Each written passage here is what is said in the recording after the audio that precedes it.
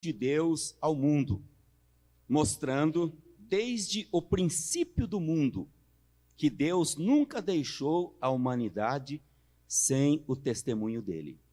Interessante, passamos por diversas áreas, começando desde o período antediluviano, depois do dilúvio, a reorganização e repovoamento da terra, passamos pelos patriarcas de Israel, passamos pelos juízes, pela época da monarquia, o reinado, e depois a igreja, o cristianismo, a vinda do Messias. Hoje, o nosso tema é cosmovisão. Conhecem a palavra? Cosmovisão? Numa linguagem bem simples, uma definição bem simples: visão de mundo. Como você interpreta a realidade. Todas as perguntas que possam existir na nossa mente, elas devem ser respondidas por uma cosmovisão.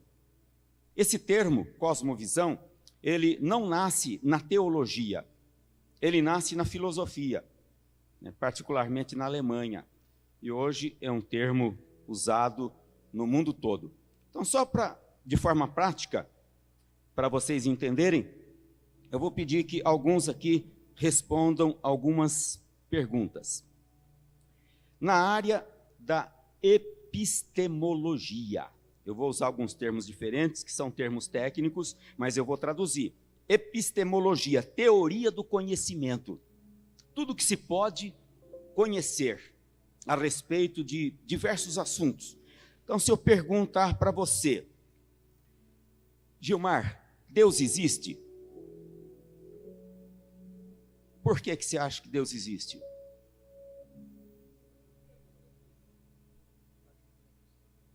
Então, ele disse que porque ele é o Criador, que nós não estaríamos aqui se não fosse por Deus. Então, ele tem um conhecimento já adquirido sobre esse assunto, que faz a visão de mundo dele. Outra pergunta, Deus se confunde com a matéria? Quem gostaria de responder? Não, está dizendo que não, Alberto. Por que não, Alberto? Você saberia? Uma divindade não pode ser comparado com matéria nenhuma. Deus é espírito. Matéria não é espírito.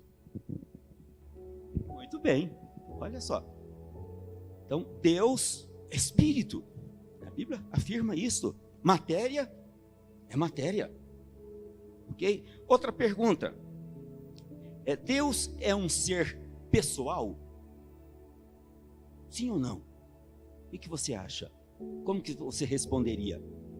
Deus é um ser pessoal? Ele lida com a gente pessoalmente? Ele é pessoa? Hã? Não, sim. A resposta é sim. Deus é uma pessoa. Ele tem mente, intelecto, pensa, age, toma decisões. Apenas é uma pessoa espiritual. Pai, Filho, Espírito Santo, a triunidade de Deus. E teria outras perguntas. Na área da metafísica, há realidade além daquilo que podemos ver? Ou será que apenas aquilo que a gente pode tocar, ver, é que existe? Existe alguma outra realidade além disto? Cremos que sim. Ok? Ainda nesta área da metafísica, existe um mundo espiritual? A maioria responde que sim. Então você tem aí uma bagagem de informações, para você responder que sim. Há um propósito para o universo todo? Ou será que tudo isso aí foi criado sem propósito algum? Sim, César? Sim, há um propósito. O que responde, o que nos dá condições de responder, é esta bagagem que nós temos chamado cosmovisão, que nos foi passada, a visão de mundo. Na área da ética, é viável a pena de morte? Sim, não, depende, Alguns países têm ainda a pena de morte, outros não. É lícito a eutanásia? A pessoa está lá no fim da vida sofrendo, aí ele chega para o médico e fala, olha, dá uma injeçãozinha aí para eu ir embora. Eutanásia. E o aborto? Sim ou não? Não. Por que não concordamos com o aborto? Por quê? Isto, ninguém tem direito de invadir o útero, remover um ser que está ali. A vida, nós aprendemos pela nossa cosmovisão de que ela é sagrada.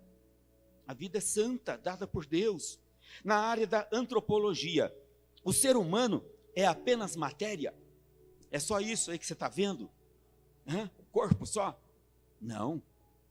Pela nossa visão de mundo, nós aprendemos que o homem é um ser tripartite.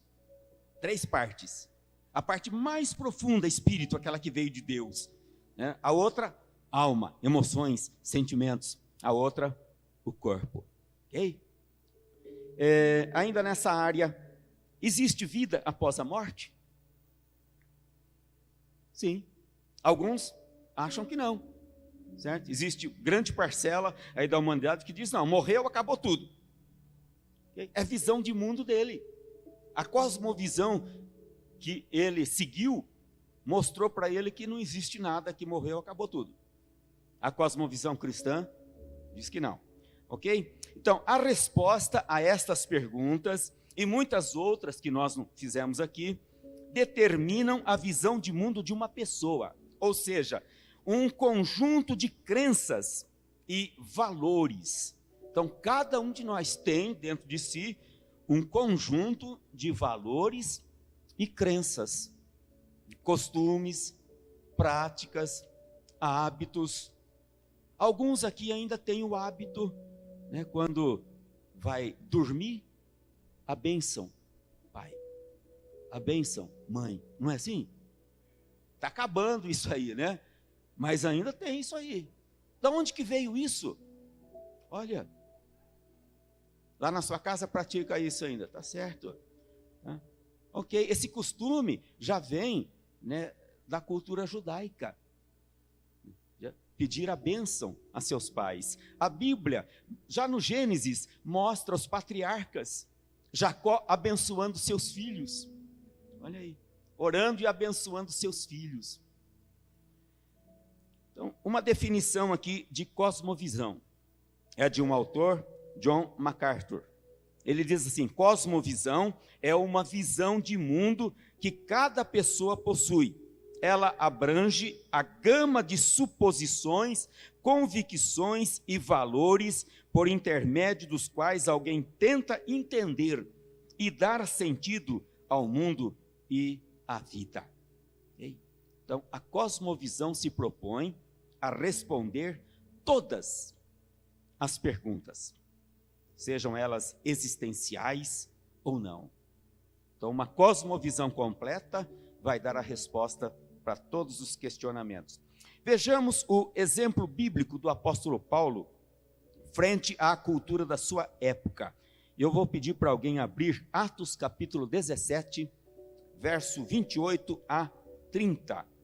Então vamos aqui relembrar Atos 17, 28 a 30. Paulo, ele estava lá na cidade de Atenas, na Grécia. E ele chega ali para discursar.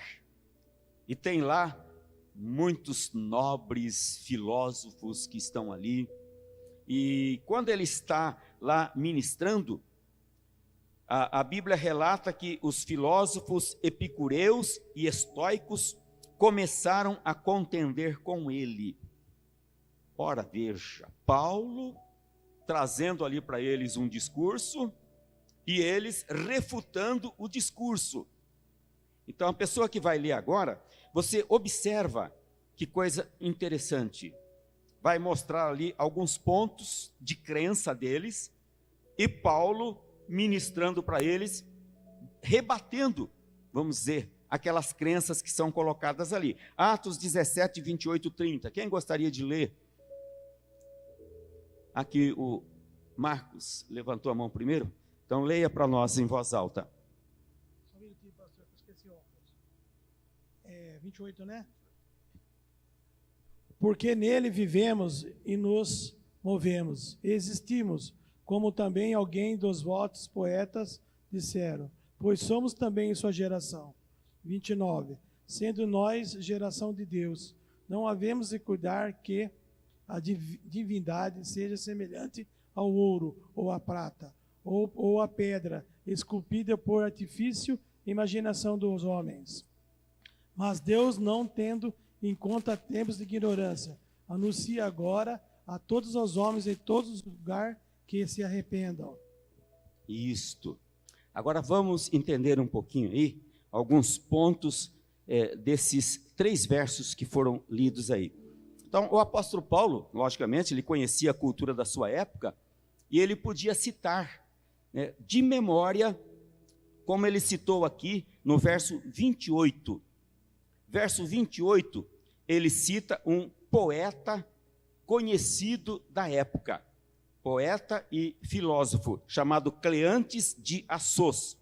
Então, Cleantes dizia que todos eram geração de Zeus. Olha só, ele dizia, olha, todos foram gerados por Zeus, a principal divindade da Grécia Antiga, também intitulado como Deus dos céus, do raio e do trovão. Então, o ensino do apóstolo Paulo vai rebater isto.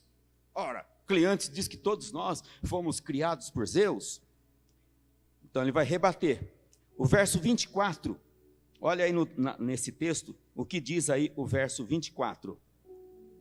Que há um único Criador dos céus e da terra. Ele está dizendo aí. Então, este ensino contrasta com aquela ideia vaga do estoicismo, que era uma filosofia helenística fundada por Zenão de Cítio na Grécia no início do século III. E o que apregoava essa filosofia?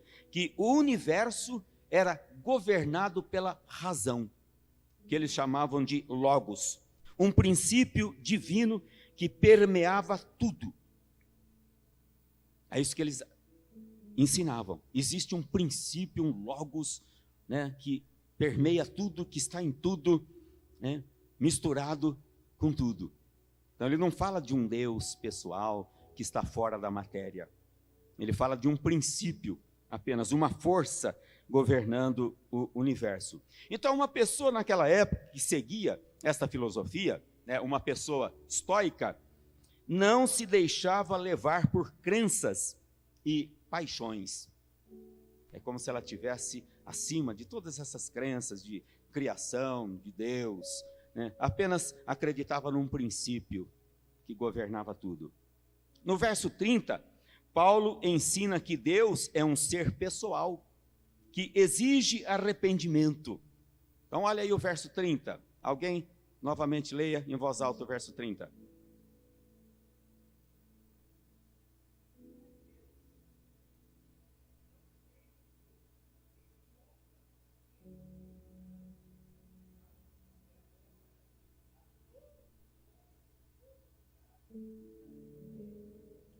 Isso.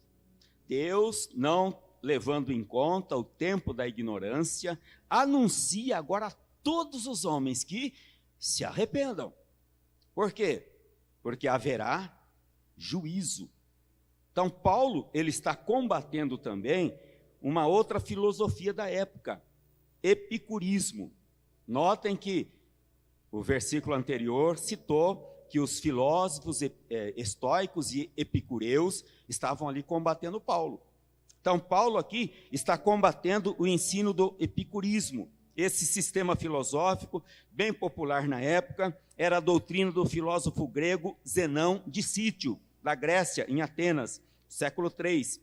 E este ensino contemplava os prazeres. Viva como você quiser.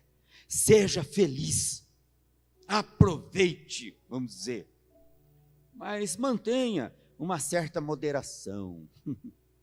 Primeiro manda aproveitar os prazeres, depois uma certa moderação. Então este era o ensino que muitos seguiam. E Paulo está dizendo, olha, Deus vai trazer juízo. Deus é o Deus que está no controle de todos os atos dos seres humanos. Então, voltando aqui à cosmovisão, ela tenta responder todas as perguntas da existência, ou pelo menos as perguntas básicas, aquelas que mais nos intrigam. Exemplo, quem sou eu, ou quem é o ser humano? Quem sou eu? Por que eu estou aqui, neste mundo? Então, as respostas estarão condicionadas àquela cosmovisão que você já adquiriu. O ser humano é apenas uma máquina biológica? Todos os órgãos aí, como se fosse um motor de um carro, né, funcionando. É apenas isto? O ser humano é um Deus adormecido? Dependendo da cosmovisão, vai dizer que sim, que você é um pequeno Deus, um Deus adormecido. O ser humano é um ser como todos os demais seres da natureza, assim como é o gato, o cachorro, o boi. Você é igualzinho, todos eles. Se olhar biologicamente, né, temos as diferenças, logicamente, né, todos são de matéria orgânica, nesse sentido, tudo bem. Mas tem muito mais do que isso no ser humano. Temos partes constitutivas que eles não têm, né? Mente, intelecto, raciocínio. Qual a natureza do mundo e do universo onde eu vivo? Toda a realidade externa é obra do acaso? Geração espontânea?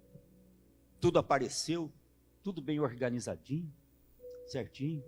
Essa natureza tremenda, maravilhosa, né? Desde uma célula, quando você coloca ali no microscópio, você fica encantado de ver toda a estrutura que está ali numa célula, a forma da replicação da vida, das sementes, tudo isto se mantendo por séculos, né? Você pega um legume, um cereal, aquilo se mantém por séculos. Que poder é este? É o canto de uma ave, passa 100, 200, 300 anos, o canto é o mesmo. Como que pode? Perfume, uma rosa. Uma pergunta, o que está errado no mundo? Qual o problema que existe aqui no mundo? O que está errado? Qual é o problema básico ou o obstáculo que me impede de atingir a satisfação? Em outras palavras, como eu entendo o mal? O mal existe ou não existe? São perguntas que a cosmovisão vai responder.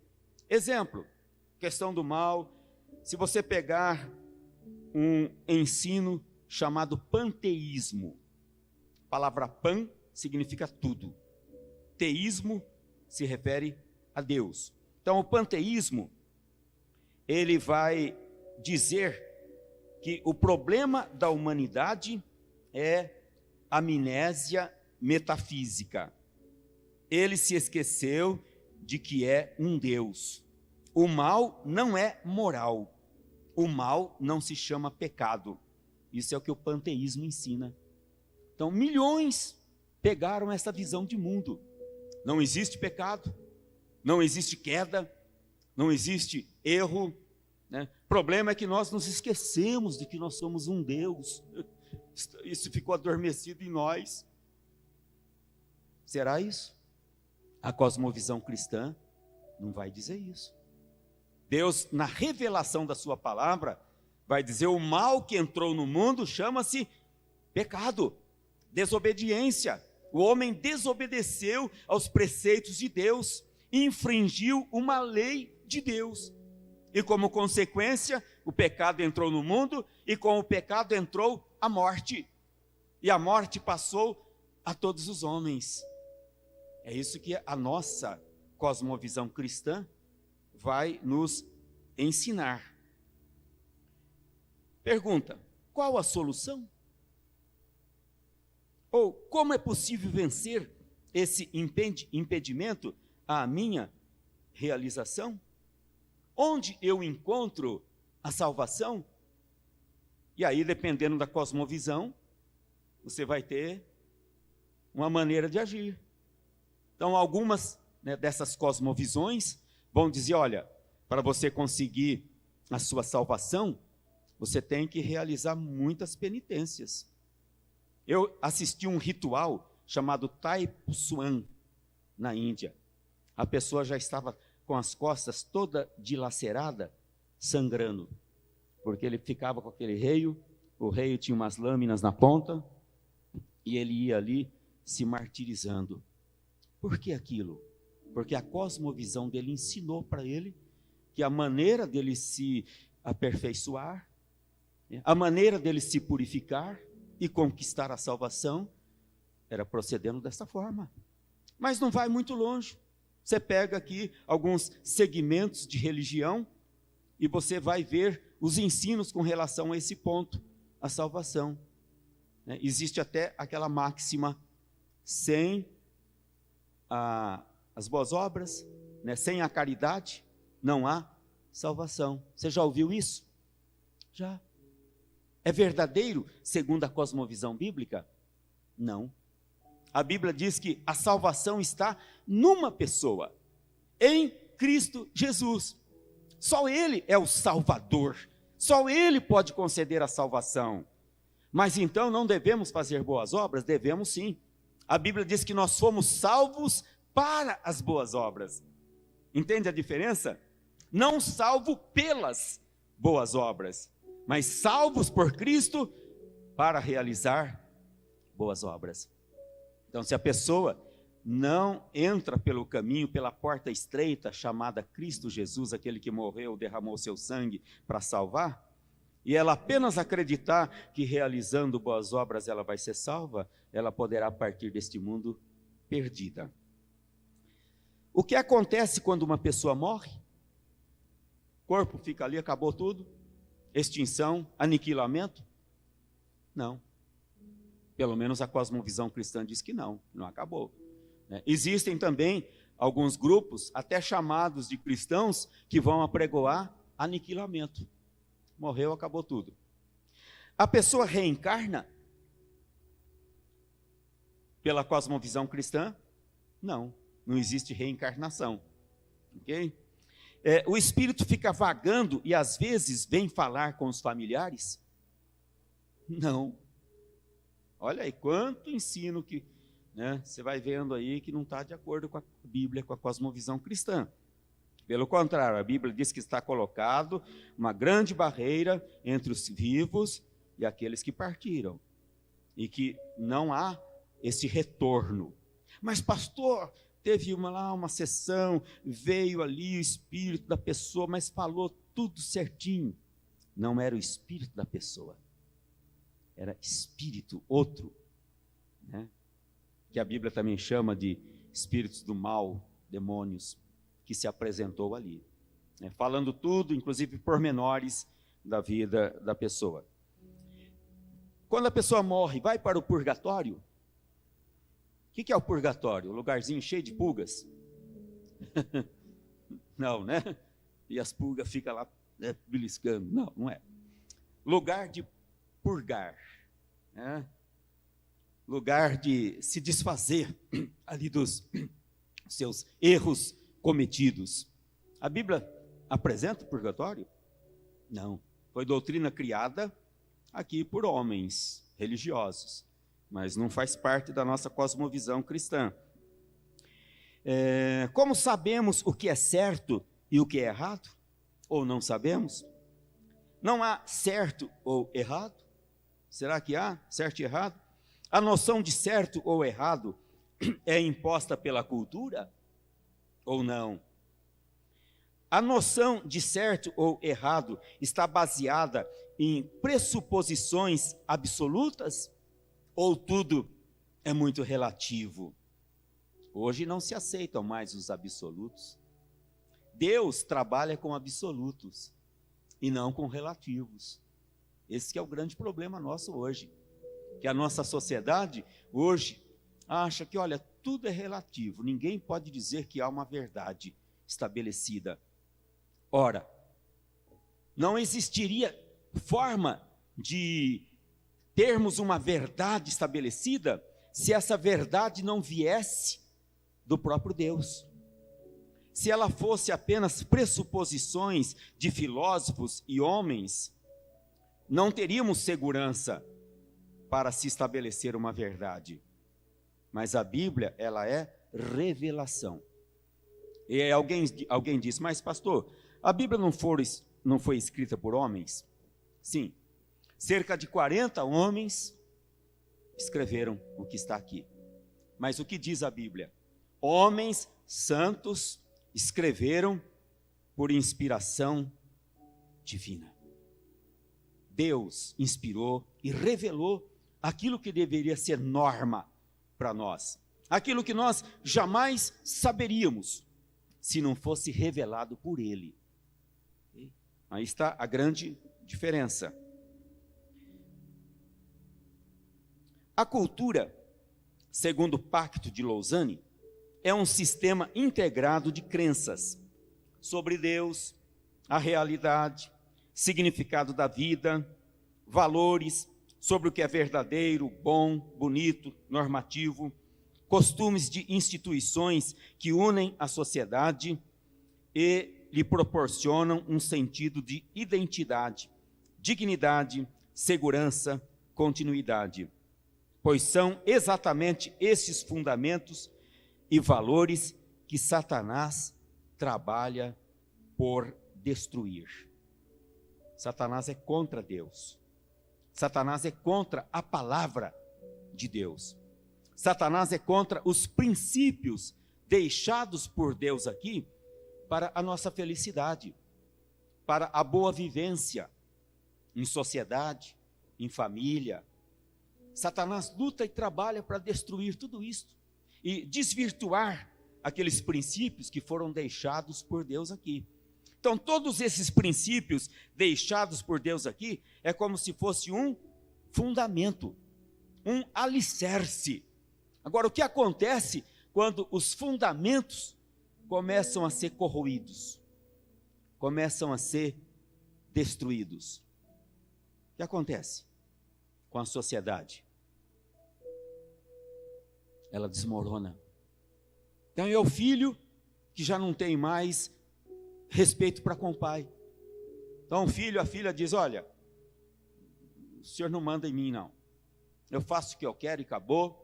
Eu saio, chego a hora que eu quiser. É assim?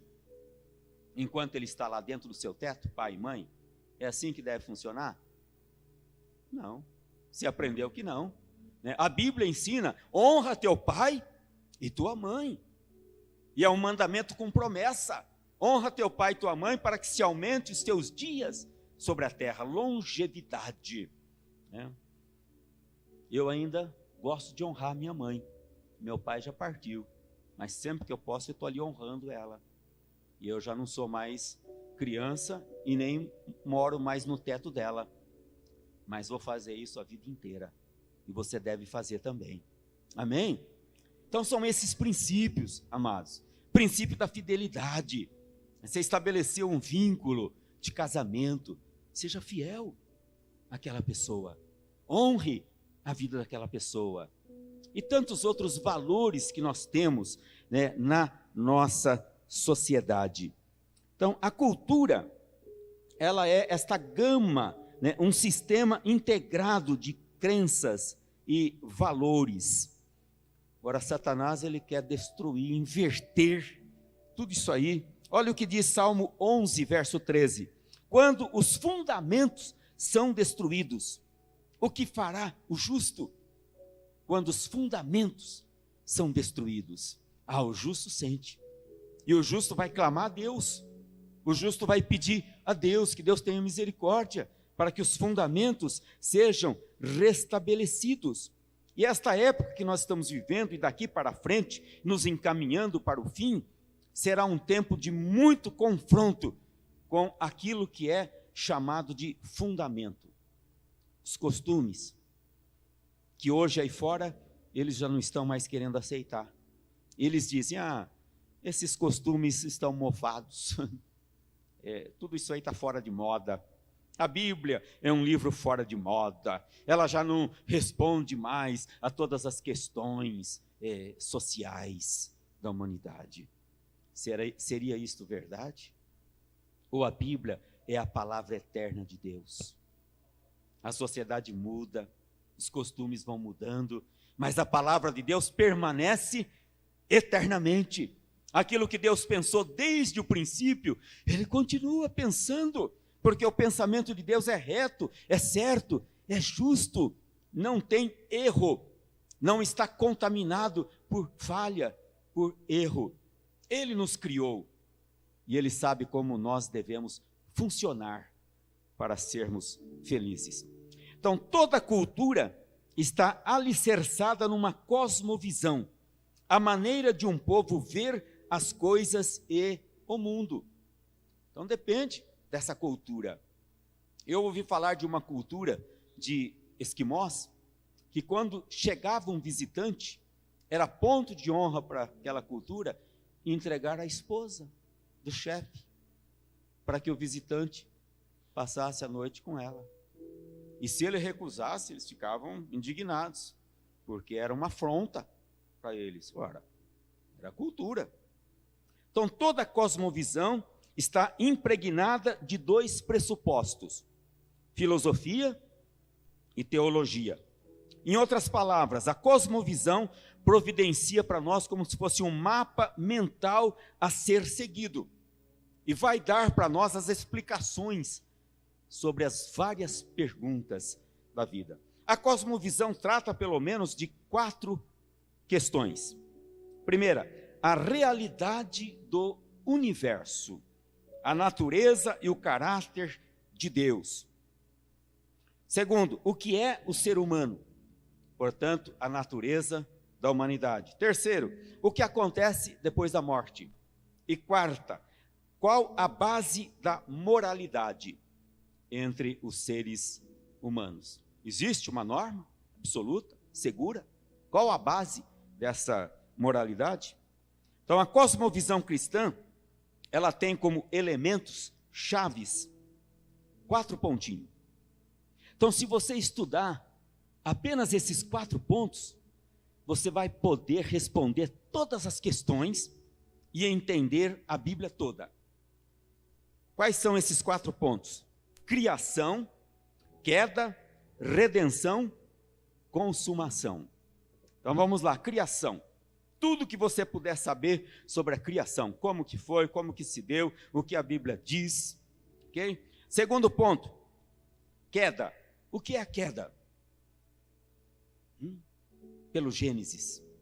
O que aconteceu com aquilo que nós chamamos de lapso, queda, entrada do pecado no mundo, consequências da entrada do pecado no mundo, a natureza afetada, o ser humano afetado, a morte entrando, a miséria, a desgraça, a doença, tudo entrando com aquilo que se chama queda.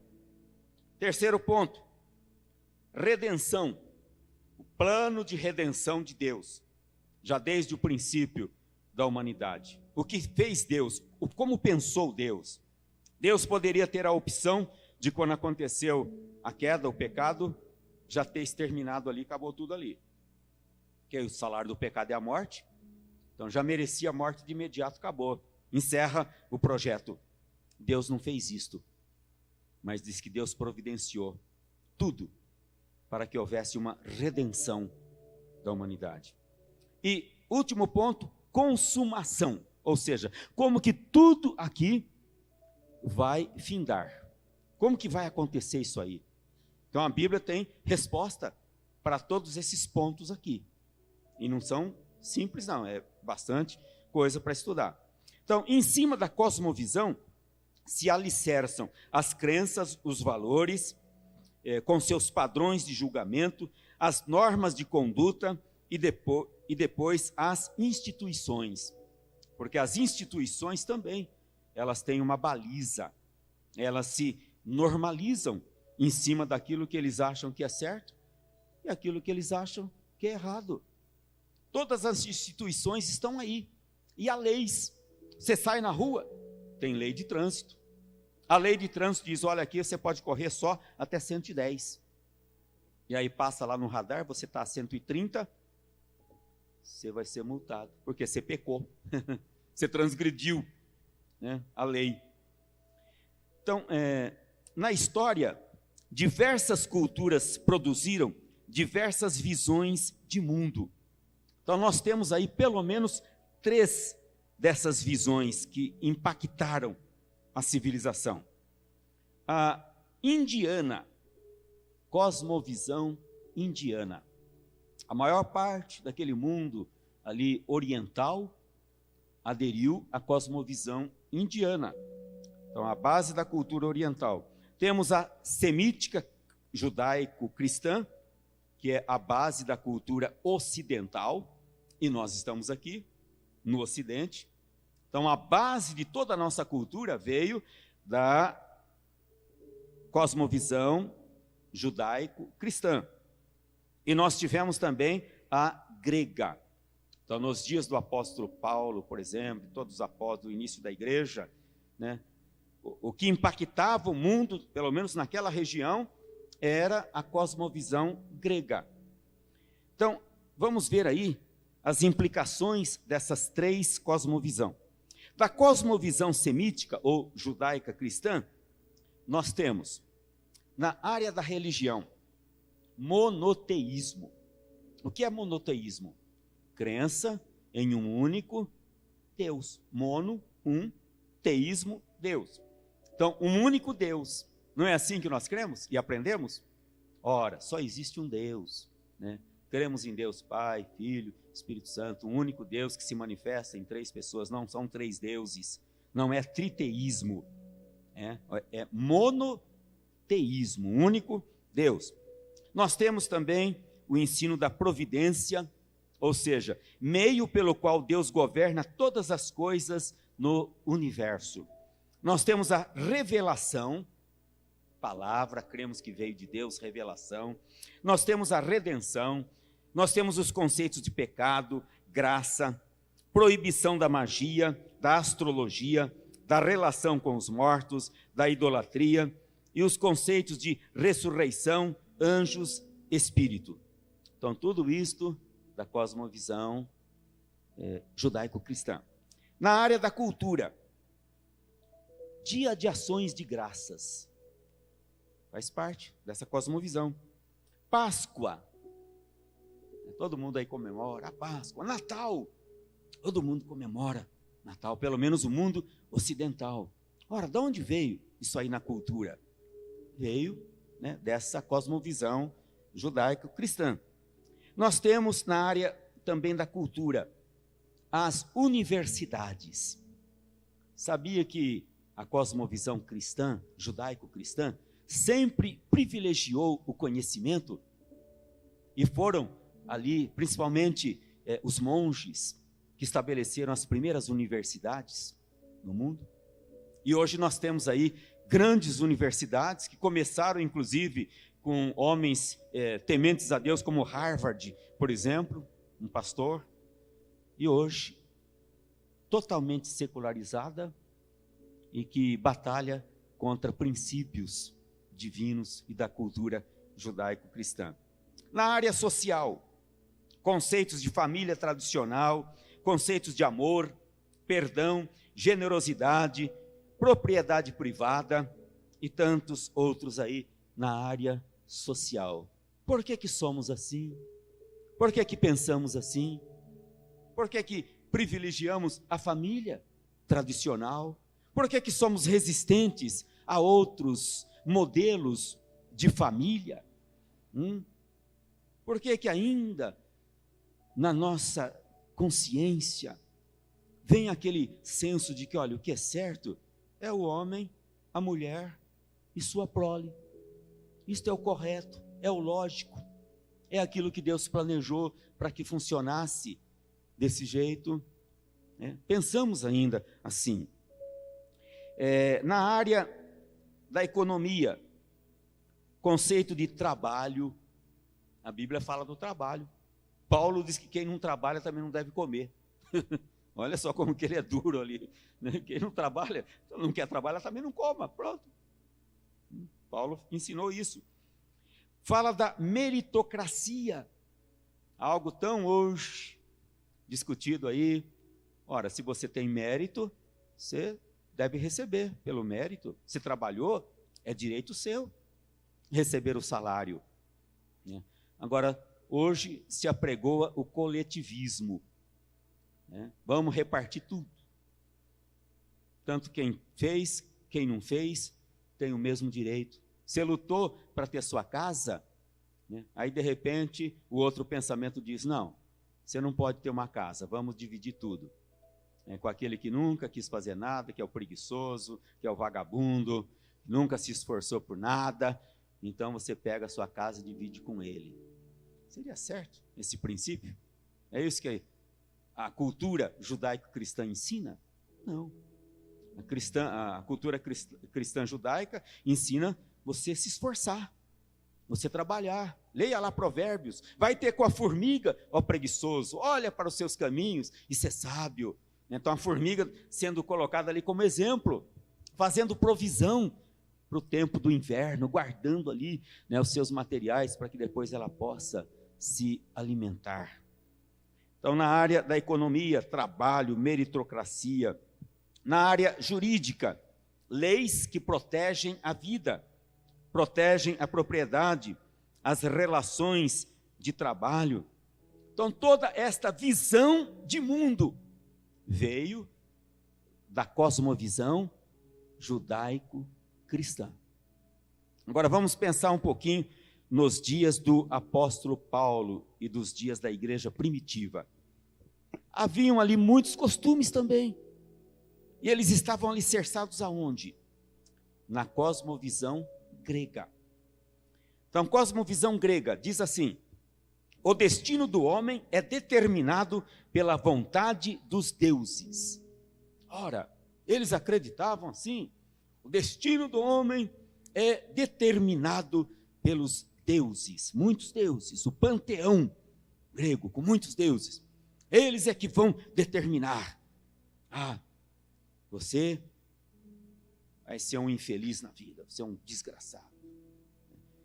A cosmovisão cristã diz assim: concebe o homem como um ser livre e senhor do seu destino. O homem é um ser livre, está na tua mão escolher. Escolhe o caminho que você quer ir. Você quer ir para o abismo? Você tem direito, pode ir. Você quer ir para a vida eterna? Você tem condições e meios para isso. Né? Então, o homem, um ser livre, senhor do seu destino. A cosmovisão grega, ela tinha uma concepção trágica da vida. Por quê? Porque tudo dependia do castigo dos deuses. Uma concepção amarga, trágica da vida. A concepção cristã, tudo depende da vontade humana e da graça de Deus.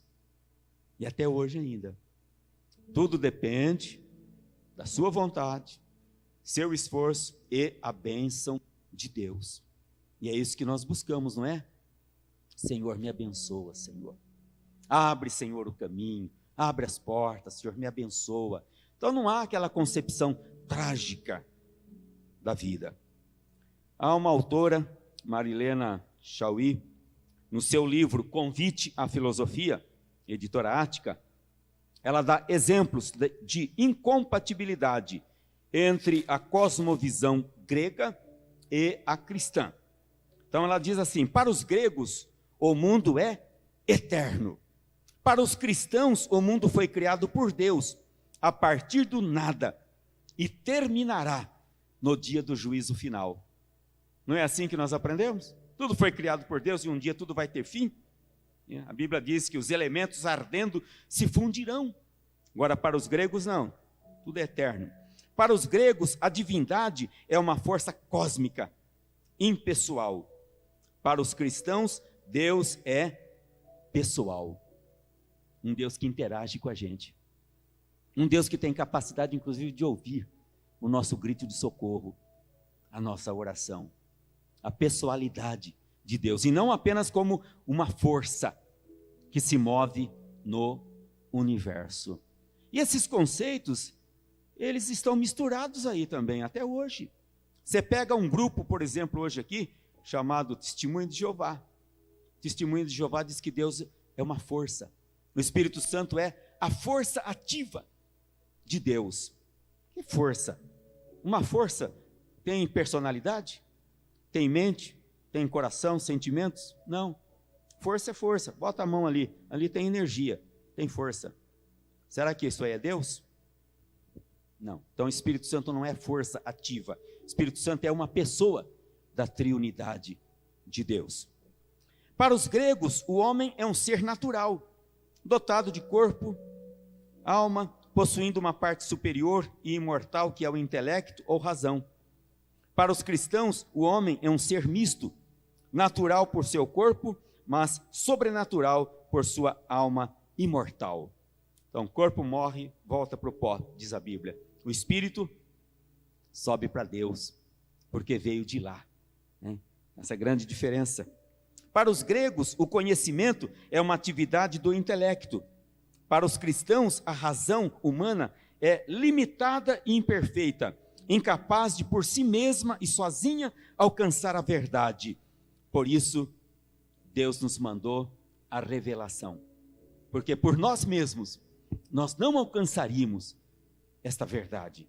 Foi preciso ser trazida para nós aqui, a revelação. Então, para concluirmos, irmãos, Alan Mitchell, ele afirmou o seguinte: a cosmovisão do diabo é fundamentada na negação da distinção entre Criador e criatura. E é uma grande verdade. Quantos ensinos que estão por aí baseados nessas cosmovisões orientais, de que não há distinção entre Criador e criatura. E o que diz a sua Bíblia, a sua cosmovisão cristã? Diz que Deus é ulterior ou anterior a tudo que foi criado. No princípio, Deus. Aí depois vem a criação. Ok? Então Deus criou tudo, mas Ele está do lado de fora da criação. Ele não está misturado com a criação. E aí você pega algumas correntes de ensino, como o panteísmo, que diz, olha, tudo é Deus. A planta é Deus, a pedra é Deus, o fogo é Deus, a água é Deus, tudo é Deus. É verdade? Esses pressupostos estão corretos? Não. Deus criou todas estas coisas, amém? E Ele é superior a tudo isto que está criado nesse mundo para desfrutarmos de tudo que está aí criado por Deus. Então, a mente pecadora, caída, ela se recusa a reconhecer que Deus é anterior a tudo. E ela prefere buscar o ponto de referência final no próprio mundo e adorar e servir a criatura antes que o Criador. Lembre-se de culturas que adoravam coisas criadas, animais, figuras de animais, de ídolos, né? Adoravam tudo isso aí. Então, sempre houve essa tendência de adorar o que foi criado e esquecer do Criador. Então, nós só temos que adorar o Criador de todas as coisas. Amém? O apóstolo Paulo, ele disse que derrubava raciocínios e toda altivez e baluartes que se erguiam contra o conhecimento de Deus. 2 Coríntios capítulo 10, verso 5. Pense bem um pouquinho nisso que ele disse aí. Derrubar colunas, baluartes que estavam estabelecidos aqui neste mundo, contra o conhecimento de Deus. E a igreja precisa se esforçar, cada dia mais, para aclarar a mente do povo de Deus, sobre aquilo que é o conhecimento de Deus. Conheça o seu Deus, conheça a sua Bíblia, conheça os pressupostos deixados por Deus aqui para a felicidade da sociedade e para a nossa segurança pessoal. Paulo, aos Colossenses, ele advertiu que não nos deixássemos enredar por meio de filosofias e vãs sutilezas. Colossenses, capítulo 2, verso 8. Não se deixe enredar, apanhar na rede, por filosofias e vãs conhecimentos. Que Deus nos abençoe, que a gente possa cada dia mais valorizar a revelação, aquilo que Deus deixou, a nossa cosmovisão judaico-cristã, e conhecer tudo isso que está aí. E saber rebater também, saber rebater, estar pronto para rebater com argumentos lógicos, claros, que vão contradizer aquilo que não bate com a palavra de Deus. Deus nos abençoe, obrigado. Semana que vem estaremos vendo mais um aspecto da contemporaneidade da igreja, as lutas que a igreja tem nesse tempo, as correntes de pensamento, as práticas, os ataques à obra de Deus. Vamos orar. Senhor, obrigado por esta manhã, pelo estudo da Tua palavra. Nós te agradecemos porque o Senhor nos deixou a Tua palavra, a revelação da Tua palavra. O Senhor nos deixou aqui tudo que é necessário para termos aqui neste mundo uma vida decente e uma vida que agrada a Deus. Muito obrigado pela Tua palavra, por este tempo juntos aqui. Despede-nos nessa santíssima paz, em o nome do Pai, do Filho e do Espírito Santo. Amém, Jesus. Deus abençoe, bom almoço para todos.